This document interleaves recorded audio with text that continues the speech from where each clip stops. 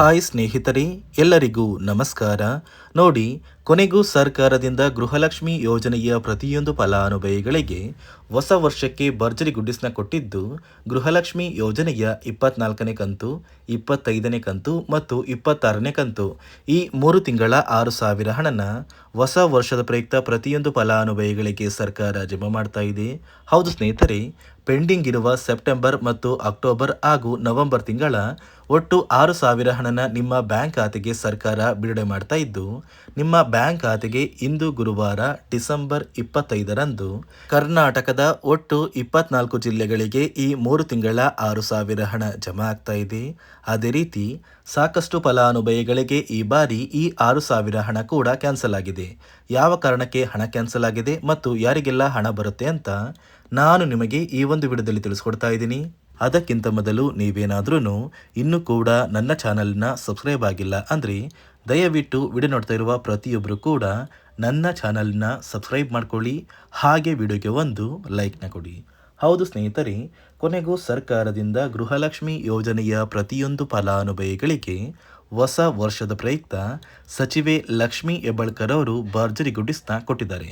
ನೋಡಿ, ಗೃಹಲಕ್ಷ್ಮಿ ಯೋಜನೆಯ 24ನೇ ಕಂತು, 25ನೇ ಕಂತು ಮತ್ತು 26ನೇ ಕಂತು ಅಂದರೆ ಸೆಪ್ಟೆಂಬರ್, ಅಕ್ಟೋಬರ್ ಮತ್ತು ನವೆಂಬರ್ ತಿಂಗಳ ಹಣ ಒಟ್ಟು 3 ತಿಂಗಳ 6,000 ಹಣನ ಪ್ರತಿಯೊಂದು ಫಲಾನುಭವಿಗಳಿಗೆ ಹೊಸ ವರ್ಷದ ಪ್ರಯುಕ್ತ ಸರ್ಕಾರ ಜಮಾ ಮಾಡ್ತಾ ಇದ್ದು, ಡಿಸೆಂಬರ್ 25 ಗುರುವಾರದಿಂದ ಕರ್ನಾಟಕದ 24 ಜಿಲ್ಲೆಗಳಿಗೆ ಈ 6,000 ಹಣ ಜಮಾ ಆಗ್ತಾ ಇದೆ.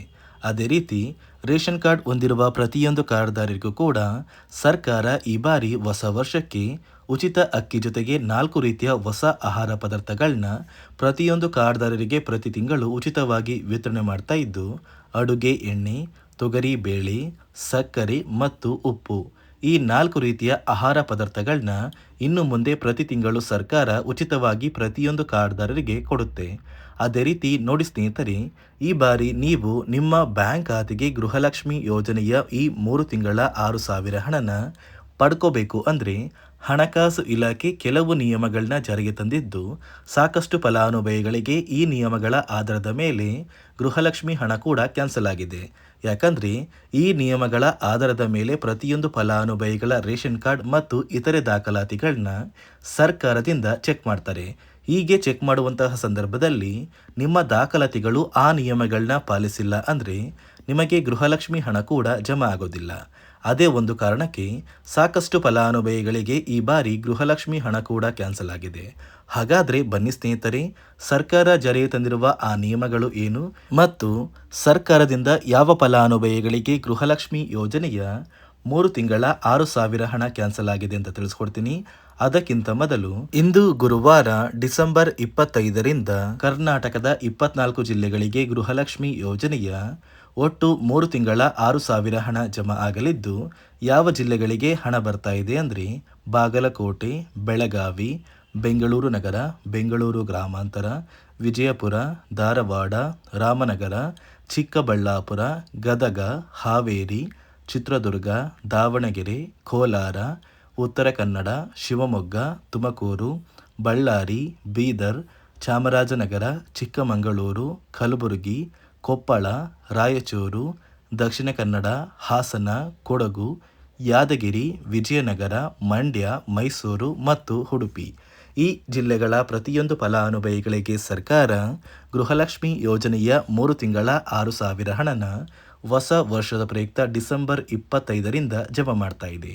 ಇಲ್ಲಿಯವರೆಗೂ ಗೃಹಲಕ್ಷ್ಮಿ ಯೋಜನೆಯ 23 ಕಂತಿನ ಹಣನ ನೀವು ಪಡ್ಕೊಂಡಿದ್ರೆ ಉಳಿದಿರುವ 3 ಅಥವಾ 4 ದಿನಗಳಲ್ಲಿ ಪ್ರತಿಯೊಂದು ಫಲಾನುಭವಿಗಳಿಗೆ 3 ತಿಂಗಳ 6,000 ಹಣನ ಒಟ್ಟಿಗೆ ಸರ್ಕಾರ ಜಮಾ ಮಾಡುತ್ತೆ. ನೋಡಿ ಸ್ನೇಹಿತರೆ, ಈ ಬಾರಿ ಸುಮಾರು 1 ಲಕ್ಷಕ್ಕಿಂತ ಅಧಿಕ ಫಲಾನುಭವಿಗಳ ಬ್ಯಾಂಕ್ ಖಾತೆಗೆ ಸರ್ಕಾರ ಗೃಹಲಕ್ಷ್ಮಿ ಯೋಜನೆಯ ಹಣನ ಜಮಾ ಮಾಡ್ತಾ ಇಲ್ಲ.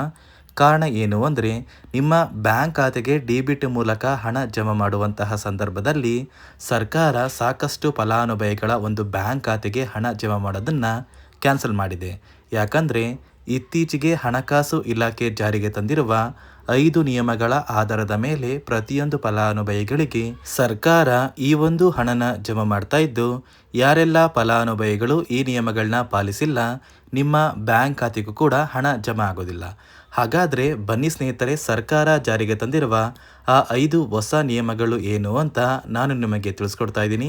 ನೋಡಿ ಸ್ನೇಹಿತರೆ, ಮೊದಲನೆಯ ಒಂದು ನಿಯಮ ಬಂದು ಸಾಕಷ್ಟು ಫಲಾನುಭವಿಗಳು ಹೊಂದಿರುವಂತಹ ಒಂದು ರೇಷನ್ ಕಾರ್ಡ್ ಏನಿದೆ, ಆ ಒಂದು ರೇಷನ್ ಕಾರ್ಡ್ನ ಮನೆಯ ಸದಸ್ಯರ ಪ್ರತಿಯೊಬ್ಬರ ಒಂದು ಆಧಾರ್ ಕಾರ್ಡ್ನ ನಿಮ್ಮ ರೇಷನ್ ಕಾರ್ಡ್ಗೆ ಕಡ್ಡಾಯವಾಗಿ ಲಿಂಕ್ ಮಾಡಿಸ್ಬೇಕು.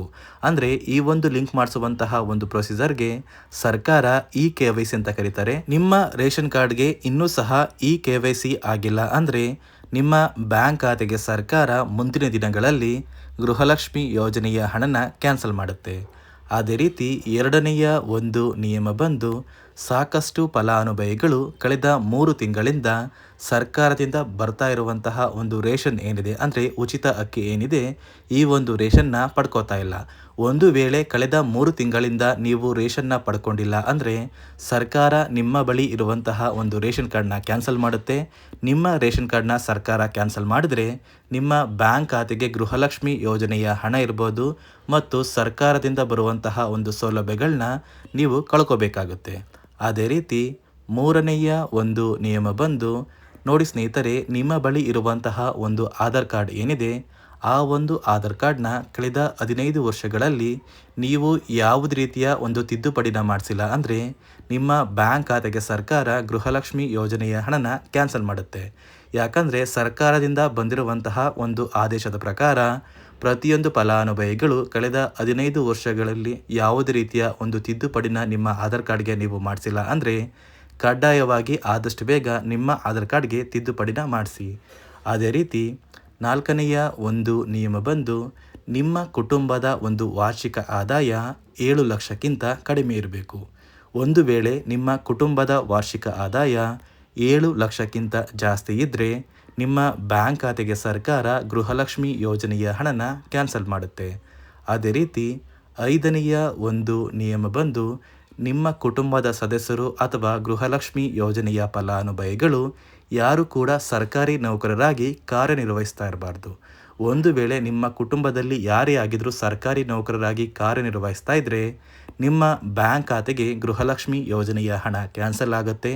ಈ 5 ನಿಯಮಗಳ ಆಧಾರದ ಮೇಲೆ ಪ್ರತಿಯೊಂದು ಫಲಾನುಭವಿಗಳಿಗೆ ಸರ್ಕಾರ ಹಣ ಜಮಾ ಮಾಡ್ತಾ ಇದೆ.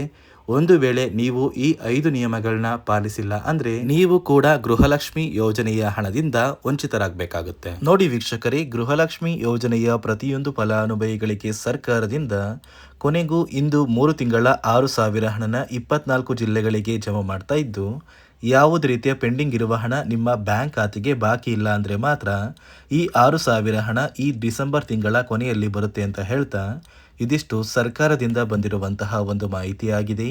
ನಾನು ಕೊಟ್ಟಿರುವಂತಹ ಮಾಹಿತಿ ನಿಮಗೆ ಇಷ್ಟ ಆಗಿದ್ದಲ್ಲಿ ದಯವಿಟ್ಟು ಪ್ರತಿಯೊಬ್ಬರು ನನ್ನ ಚಾನಲ್ನ ಸಬ್ಸ್ಕ್ರೈಬ್ ಮಾಡ್ಕೊಳ್ಳಿ, ಹಾಗೆ ವಿಡಿಯೋಗೆ ಒಂದು ಲೈಕ್ನ ಕೊಡಿ.